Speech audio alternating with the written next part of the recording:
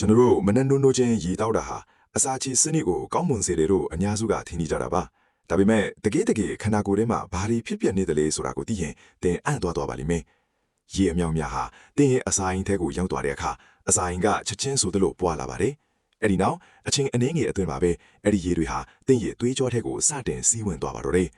သွေးထူးထဲဟာမြင့်တက်လာပြီးသွေးနည်းဥတွေဟာတနေရာထဲမှာစုနေတော့ပဲပြန့်ကားသွားတာကြောင့်သွေးစီးဆင်းမှုဟာအရင်ကတည်းကပူမိုချောမွေလာပြီးသွေးကြောနံရံပေါ်ကဖိအားကိုလည်းညင်သားစွာတိုးမြင့်စေပါတယ်ဒီလိုသွေးကြောတွေစမ်းထက်လာတာကိုတင့်ရဲ့သွေးလွတ်တော်ကြောတွေကချက်ချင်းသိရှိပါတယ်ဒါဟာနာကျင်မှုဒါမှမဟုတ်စိတ်ဖိစီးမှုမျိုးမဟုတ်ပဲခန္ဓာကိုယ်ကအလိုလျောက်တတိပြုမိတဲ့ဖြစ်စဉ်တစ်ခုသာဖြစ်ပါတယ်အဲ့ဒီနောက်မှာတော့ကြောက်ကကနေပြီးတော့တုံ့ပြန်မှုတွေစတင်လှုပ်ဆောင်ပါတော့တယ်ပိုလျာနေတဲ့အရည်တွေကိုစစ်ထုတ်မှုနှုန်းမြင့်တင်လိုက်ပြီးစီးအဖြစ်ဆွန့်ထုတ်ဖို့ပြင်ဆင်ပါတယ်တစ်ချိန်တည်းမှာလည်းခန္ဓာကိုယ်တွင်းမှာရှိတဲ့ electrolytes ဓာတ်တွေကိုလိုအပ်တယ်လို့ချိန်ညှိပြီးမျှခြေတစ်ခုံဖြစ်အောင်ပြန်လည်ထိန်းညှိပေးပါတယ်ဒီဖြစ်စဉ်ဟာသင်ရဲ့ဦးနှောက်အတွက်လည်းအလွန်အကျိုးရှိပါတယ်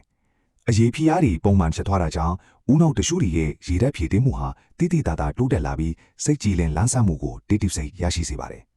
ထူးခြားတာကသင်ရဲ့နှလုံးဟာအရင်ကတည်းကပိုပြီးအပင်ပန်းကန်လှုပ်ရတာမျိုးမဟုတ်ပဲပိုပြီးစွမ်းဆောင်ရည်ကောင်းနဲ့အလုပ်လုပ်နိုင်သွားတာပါ